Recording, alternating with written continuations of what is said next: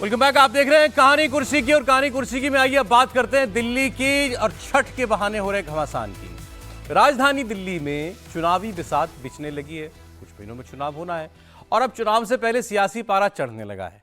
छठ पूजा का वक्त चल रहा है और छठ पूजा की आड़ में पूर्वांचली वोट को साधने की जुगत में आम आदमी पार्टी और बीजेपी दोनों आमने सामने आ गई हैं। दिल्ली के शेख सराय इलाके के सतपुला ग्राउंड में छठ के लिए घाट बनाने को लेकर रात भर हंगामा हुआ। आम आदमी पार्टी बीजेपी पर छठ घाट बनाने से रोकने का इल्जाम लगा रही है, जबकि बीजेपी आम आदमी पार्टी को छठ विरोधी कार्रवाई करने का जिम्मेदार बता रही है। दोनों तरफ से आरोप हैं। मुख्यमंत्री आतिशी भी अब इस पूरे विवाद में उतर गई हैं। सोशल मीडिया एक्स पर पोस्ट करके उन्होंने बीजेपी पर हमला बोला है और लिखा है कि भाजपा पूर्वांचलियों से नफरत करती है। तो ये भी बात करेंगे कि पूर्वांचली किसको पसंद करते हैं। डीडीए के माध्यम से छठ घाट पर रोक लगा रहे हैं, ये आतिशी कह रही हैं। दिल्ली में प्रदूषित हवा है, यमुना में जहरीले पानी का संकट बरकरार है और अब छठ पूजा को लेकर भी हंगामा बढ़ा हुआ है। शेख सराय इलाके के सतपुला ग्राउंड पर दरअसल रात भर धरना हुआ। आम आदमी पार्टी सरकार के मंत्री सौरभ भारद्वाज देर रात स्पॉट पर पहुंचे। उन्होंने आरोप लगाया कि बीजेपी डीडीए के जरिए छठ पूजा होने से रोक रही है। बीजेपी दलित और पूर्वांचल विरोधी है। 300 साल पुराना रास्ता पहले बंद कर दिया गया, ये उनका आरोप है और अब छठ बनाने से रोकने की कोशिश की जा रही है, जबकि बीजेपी आम आदमी पार्टी सरकार को इस पूरे मामले के लिए जिम्मेदार बता रही है। तो क्या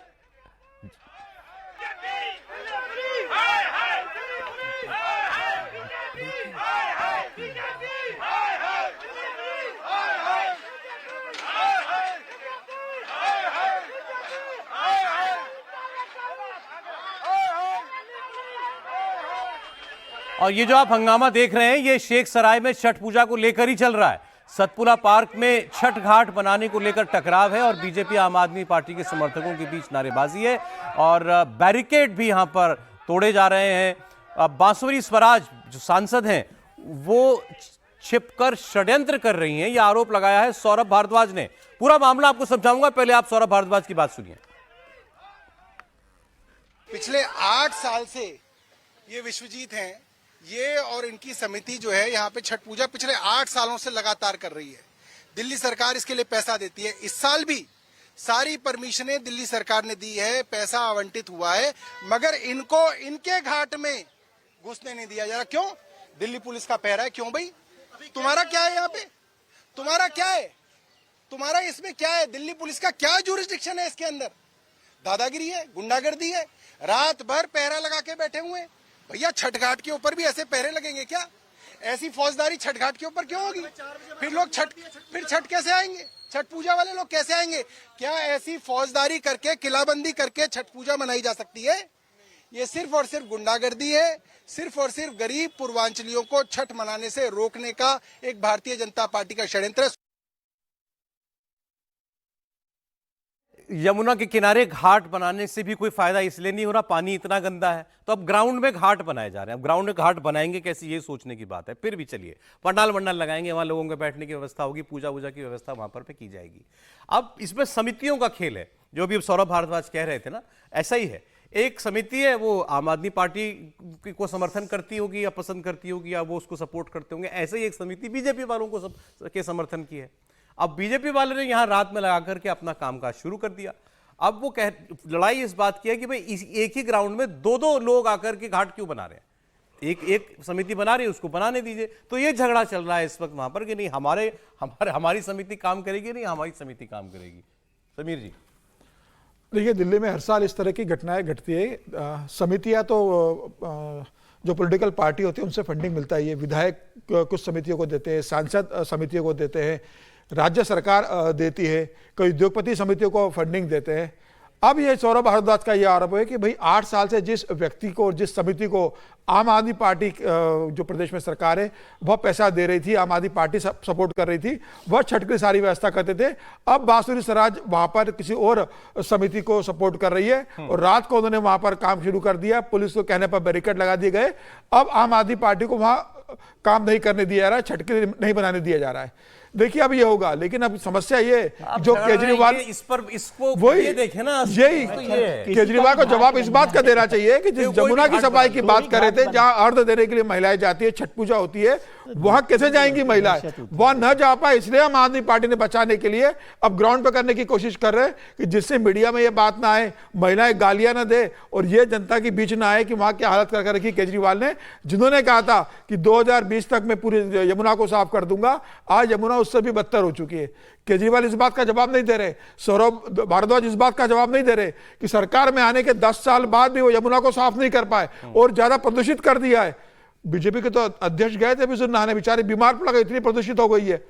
और अब तो हजारों लाखों महिलाएं जाएंगी, दिल्ली में अपनी नाकामी को छिपाने के लिए, ये अपनी नाकामी को छिपाने के लिए सौरभ भारद्वाज नाटक कर रहे हैं और ये बता रहे हैं कि दिल्ली की सरकार, जो दिल्ली की सरकार को वहां काम नहीं करने दिया जा रहा है, दिल्ली की पुलिस वहां पर बीजेपी के कहने पर काम कर रही है। पूर्वांचली वोट के नाम पर ये सब कुछ बिल्कुल है।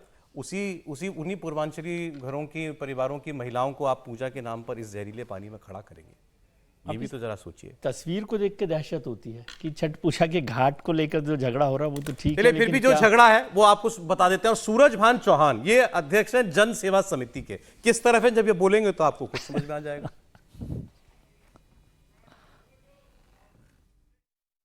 आपका क्या नाम है? मेरा नाम सूरजभान चौहान है। आप क्या है समिति में? मैं अध्यक्ष हूँ समिति। आप किस बात को रात लेकर इतना विवाद हुआ और इस समय काम चल रहा है? देखिए, विवाद की कोई वजह नहीं है। विवाद सिर्फ राजनीतिक है। सिर्फ राजनीतिक उद्देश्यों की पूर्ति करने के लिए हमारे कार्यक्रम में व्यवधान डाला हो गया है। यहाँ के हमारे टेंट को भगा दिया गया, हमारे झूले वालों को भगा दिया गया, हमारे कार्यकर्ता की पिटाई हुई। ये सब जानबूझ के किया, राजनीतिक उद्देश्यों की पूर्ति करने के लिए, महत्वाकांक्षाओं की पूर्ति करने के लिए सब किया जा रहा है। सनातन धर्म विरोधी सीधा सीधा शब्द ये है। हमने दुर्गा पूजा करना चाहते थे, हमें दुर्गा पूजा नहीं करने दी गई। जिस प्रकार से ममता जी वहां पर बंगाल में दुर्गा पूजा नहीं करने देती, ऐसे उन्होंने दुर्गा पूजा यहाँ नहीं करने दी। लेकिन विवाद क्या है? सौरभ भारद्वाज क्या चाह रहे थे? चूंकि ये आपका जो मैं देख रहा हूँ छठ घाट बनाने का काम शुरू हो गया है, लेकिन सौरभ भारद्वाज आज कह रहे हैं कि उनका जेसीबी को जाने नहीं दिया जा रहा है। सर, ये छठ घाट बन रहा है, सबके लिए है। दूसरा घाट बनाने की आवश्यकता है, वो दूसरा घाट बनाना चाहते हैं। इसके बाद में जो छठवर्ती है वो सबके लिए है ना, कोई धर्म देख के, कोई जात देख के थोड़ी यहाँ पे पूजा अर्चना की जाएगी। यहाँ तो सब लोग आमंत्रित हैं, स्वेच्छा से सबके लिए है ये। तो दूसरे घाट का बनाने का सिर्फ राजनीतिक महत्वाकांक्षाओं की पूर्ति के लिए वो करना चाहते हैं। और यहाँ पर एक पुलिया है, मैं आपको जानकारी मिलाना चाहूंगा, वो पुलिया टूटी हुई है, उसको जानबूझ के तोड़ा गया और जब नहीं बनाया जा रहा। पिछले 4 महीने से वो पुलिया टूटी हुई है। वो सिर्फ इसलिए टूटी है क्योंकि नहीं बनाया जा रहा है उसको, कि लोग छठ पूजा करने इस कार्यक्रम स्थल पर ना आ पाए। अब यहाँ क्या स्थिति? यमुना क्यों नहीं साफ की इन्होंने? इन घाटों को बनाने की आवश्यकता क्यों पड़ रही है? अगर ये यमुना नदी को साफ करते तो आज इन घाटों को बनाने की आवश्यकता नहीं पड़ती। वहां इतना गंदा पानी है कि उसमें लोग खड़े नहीं हो सकते, वहां से निकल नहीं सकते, इतना गंदा पानी है वहां। इसलिए इन घाटों की आवश्यकता हो रही है। हजारों करोड़ रुपया वहां पे बर्बाद हो चुका है। दिल्ली सरकार, वो सबके जनता का था, दिल्ली की जनता का था, देश की जनता का था, जो वहां पे हजारों करोड़ रुपया बर्बाद होने के बाद भी आज यमुना जी मैली हैं, उनको साफ नहीं किया जा सकता। कहाँ गया वो पैसा? क्यों नहीं? आप अपने घर में स्विमिंग पूल बना सकते हैं। आम आदमी पार्टी के संयोजक, ठीक है, ये खुलकर आम आदमी पार्टी के खिलाफ थे तो साथ किसके पता चल जाएगा। लेकिन बात जो वो कह रहे हैं कि भाई हम काम कर रहे हैं, घाट हमने बना दिया, अब आप आकर के दूसरा घाट नहीं, तो हम वहीं पर दोबारा क्यों बनाना चाहते हैं? नहीं, हम कहीं पूजा करें। देखिए, ये तो ऐसे हुआ कि नहीं, हम जो जगह देंगे वहां पूजा करो, घाट पर यहां कैसे कर सकते हो आप? ये लड़ाई तो ये हो गई ना। वो डीडीए का ग्राउंड है, पहले से लोगों ने परमिशन लिया है। चिराग दिल्ली में आज से नहीं, बरसों से, जब आम आदमी पार्टी नहीं थी तब से छठ पूजा हो रही है। घाट पर जाने की स्थिति नहीं है, घाट में महिलाएं जाके बीमार पड़ती हैं। आप किसकी जिद को गलत मान रहे हैं? आम आदमी पार्टी की जिद गलत है ना। अगर हम तो आजकल बहुत सारे लोग 10 लोग 20 लोग 25-50 मोहल्ला मिलके मुहल्ले में भी बना रहे हैं, थोड़ी सी खाई खोदते हैं, उसमें पानी डाल देते हैं या दोनों ओर से पाइप चला के भर देते हैं, जिसमें महिलाएं उतर के या पुरुष उतर के अर्घ देना पड़ता है। यही भी शायद यही करेंगे। हाँ, इसमें अर्घ देना पड़ता है। और वहां रात में चूंकि रहना पड़ता है, इसलिए वो थोड़ी सुविधा वगैरह वो नहीं, रात में चूंकि रुकना है उसमें, तो वहां आके रहना, उसके लिए उनके खाने का, रहने का, टॉयलेट बनाना सारा करना होता है। घाट पर भी होता इतना सा काम तो सर ये दोनों मिलके भी तो कर सकते हैं। नहीं, उसमें क्या है कि श्रेय लेने का होता है कि पूर्वांचल के लोगों का वोट हमको मिल जाए। तो चूंकि अब वो जमुना खराब है, तो इनके जो कार्यकर्ता है उनके घाट पर अगर कम लोग गए तो उनका वोट घट जाएगा। हाँ, विजय जी का। सर, मैं तो इस घाट की जो चर्चा है उससे ज्यादा जो यमुना की जो आप तस्वीरें दिखा रहे हैं ना, उससे ही दहशत में हूँ कि जो असली लड़ाई है जिस पर दोनों पार्टियों को लड़ना चाहिए, ये जो हमारे जितने लोग हैं उन्हें यमुना की सफाई को लेकर लड़ना चाहिए कि 10 साल में, खासतौर से मतलब वैसे तो कितने साल से चल रहा है, लेकिन 10 साल में आम आदमी पार्टी की सरकार या केंद्र सरकार का भी पैसा, एक ही पार्टी की सरकार, हाँ, केंद्र में भी और राज्य में भी, उसके बाद भी यमुना की हालत ऐसी हो रही है और आप ग्राउंड पर एक घाट बना रहे हैं और जैसे बता रहे हैं कि पानी इकट्ठा करके कर रहे हैं, तो इससे ज्यादा क्या चिंता की बात हो सकती है, और वो भी राजधानी के अंदर इस तरह की बात हो रही है। और मुझे समझ नहीं आ रहा कि मैं इसको ही नहीं समझ पा रहा कि ये इतना मुश्किल काम क्यों है कि हम यमुना को ठीक नहीं कर सकते, साफ नहीं कर सकते। ये बनवाइए, आप जिसका घाट बनवा रहे हैं बनवा दीजिए, नहीं बनवाना है बनवाइए, लेकिन मुद्दा यह है कि यमुना की सफाई को लेकर क्या सवाल है, क्या काम हो रहा है, क्या सरकार कर रही है?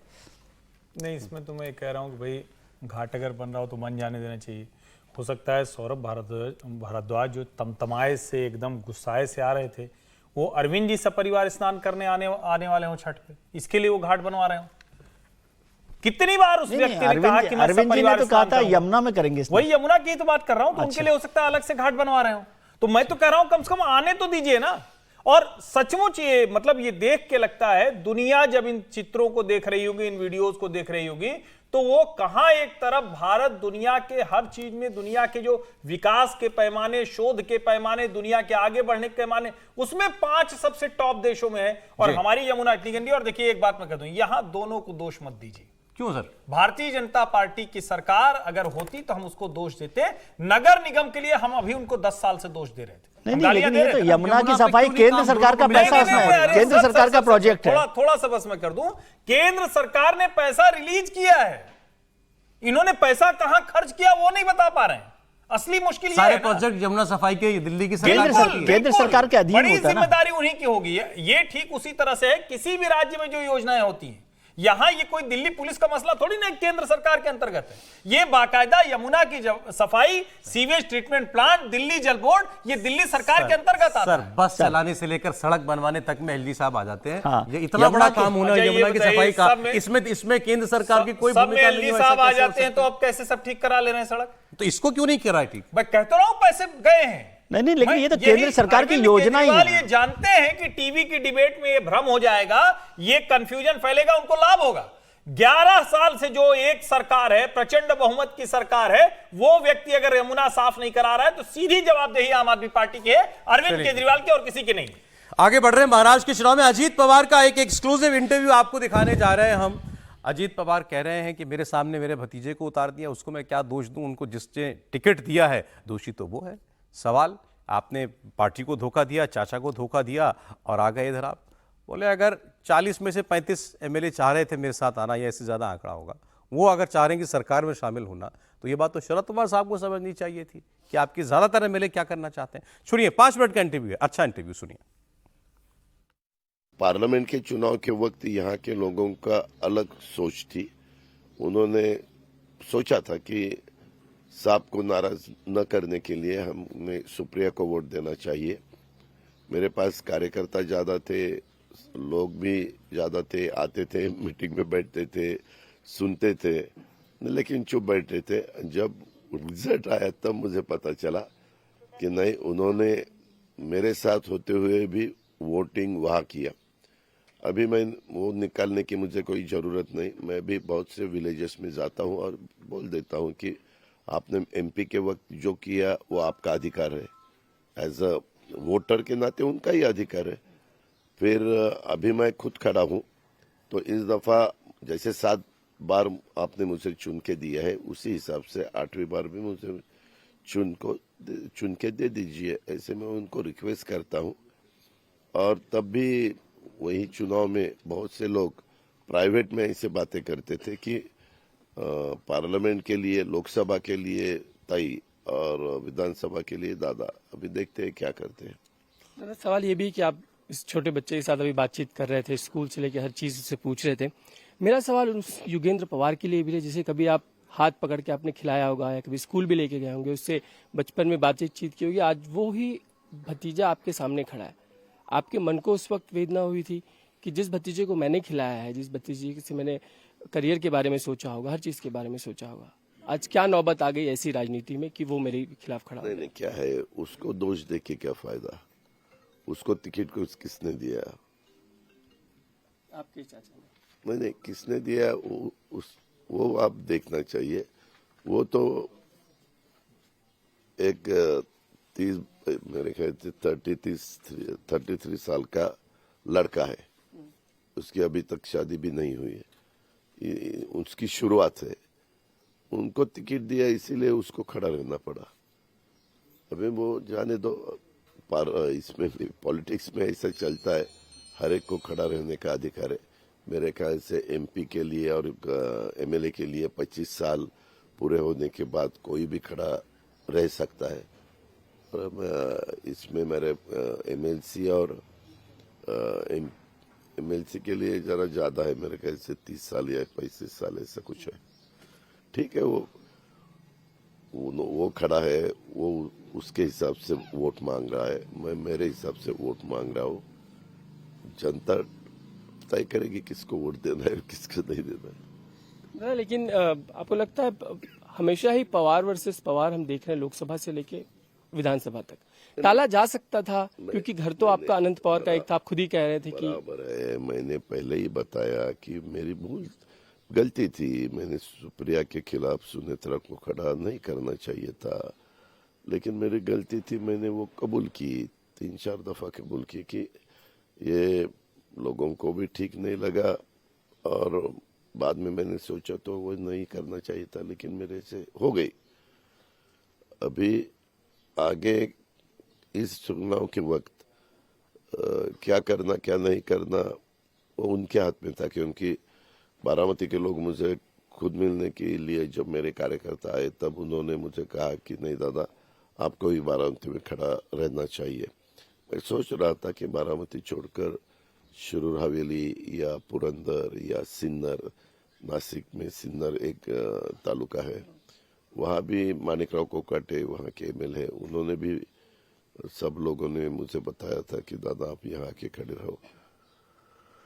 लेकिन एक दफा बारामती में मैं दौरे पे आया था और बहुत से लोग मुझे मिले और उन्होंने बताया कि ऐसा नहीं, इतने साल आपने बारामती का प्रतिनिधित्व किया है और हमें अच्छा नहीं लगता कि हमें छोड़कर आप दूसरे जगह जाके खड़े होकर उनका प्रतिनिधित्व करेंगे।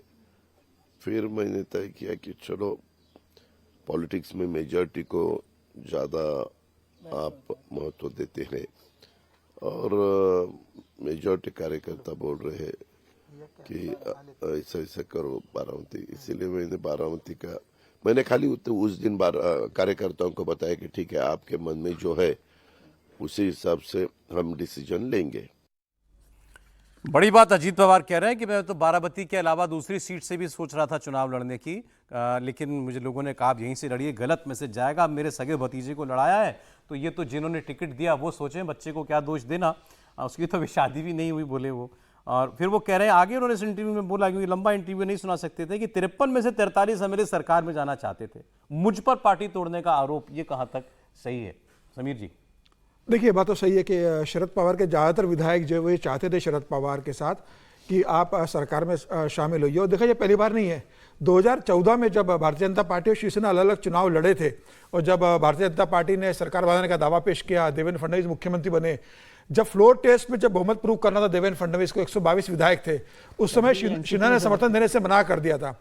उस समय शरद पवार ने समर्थन दिया था फ्लोर टेस्ट में, एनसीपी ने, और जिसके कारण देवेंद्र फडणवीस ने फ्लोर टेस्ट पास की थी। उस समय भी एनसीपी अजित पवार ने कहा था कि जब हम फ्लोर टेस्ट में समर्थन दे रहे हैं तो हमें सरकार में अब शामिल हो जाना चाहिए।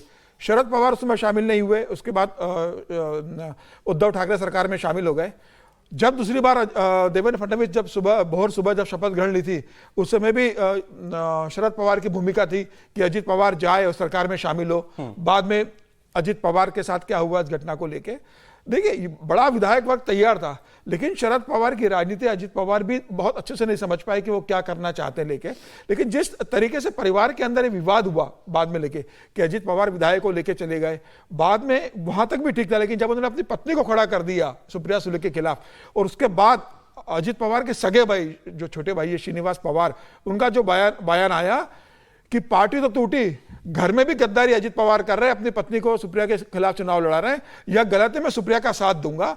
वहां अजित पवार बारामती में कमजोर पड़े और अजित पवार के सगे भाई ने शरद पवार का साथ दिया, सुप्रिया सुले के लिए प्रचार किया, उन्हीं के बेटे को अब लड़ाया, उन्हीं के बेटे युजवेंद्र पवार अब चुनाव लड़ रहे हैं। और उसी बारामती सीट से जहां से अजित पवार विधायक है, 40,000 से ज्यादा वोटों की लीड सुप्रिया सुले को वहां मिली थी। और अजित पवार कह रहे हैं कि लोग कह रहे हैं पार्लियामेंट में ताई, राज्य में दादा यानी भाई। देखिए अब वो उनको ये कहना मजबूरी है, वो इस बात को जानते हैं, उनको एक डर बैठ गया है कि जिस तरीके से सुप्रिया सुले ने चुनाव जीता है और जिस तरीके से लोकसभा में उनका प्रदर्शन रहा है, तो इन्हें डर है कि ऐसा ना हो कि फिर बारामती की जनता शरद पवार के साथ चले जाए। और देखिए अजित पवार की सबसे बड़ी समस्या क्या है, अजित पवार ने जिस तरीके से वहां एक दादागिरी करी भारतीय जनता पार्टी के कार्यकर्ताओं के साथ, संघ के प्रचारकों के साथ, अजित पवार को उस समय उम्मीद नहीं थी कि एक समय ऐसा आएगा कि मुझे भारतीय जनता पार्टी के साथ मिलकर चुनाव लड़ना पड़ेगा। वहां के भारतीय जनता पार्टी के पदाधिकारियों को बारामती छोड़ना पड़ा अजित पवार की गुंडागर्दी के कारण, अपनी खेती बेचना पड़ी। जो वो खेती करते थे 93 में, कई लोगों ने अपनी जमीनें इस पवार को बेची, शरद पवार के परिवार को बेची और बारामती छोड़ के चले गए। ऐसे भी लोग हैं वहां पर। तो आज वो जिन लोगों से जो अजित पवार से त्रस्त रहे, और इसी कारण जो भारतीय जनता पार्टी का एक बड़ा वर्ग है वो अजित पवार के साथ जुड़ा नहीं रहा। आज यही अजित पवार को सब सबक सिखाने की मूड में। हालांकि देखिए सर, एक बड़ी खबर आ रही है इस वक्त कश्मीर से आ रही है, श्रीनगर से। श्रीनगर में ग्रेनेड अटैक हुआ है, 2 दिन में दूसरा आतंकी हमला है। इस ग्रेनेड अटैक में 10 से ज्यादा लोग घायल हुए हैं। ऑल इंडिया रेडियो स्टेशन के बाहर यह धमाका किया गया है और कई लोग इसमें घायल हुए हैं। 10 से ज्यादा लोग इसमें जो है जख्मी बताए जा रहे हैं। ऑल इंडिया रेडियो स्टेशन के बाहर ग्रेनेड अटैक। अभी कल ही एक बड़ा एनकाउंटर हुआ वहां पर, उसमें आतंकवादी मारा भी गया था और वो बड़ा आतंकवादी बताया गया था जो वहां पर नॉन लोकल्स के खिलाफ जो वारदातें हुई हैं, उनकी हत्याएं में उसमें शामिल था। और अब लगातार दूसरे दिन एक grenade attack all India radio station के बाहर, 10 से ज्यादा लोग जख्मी इसमें।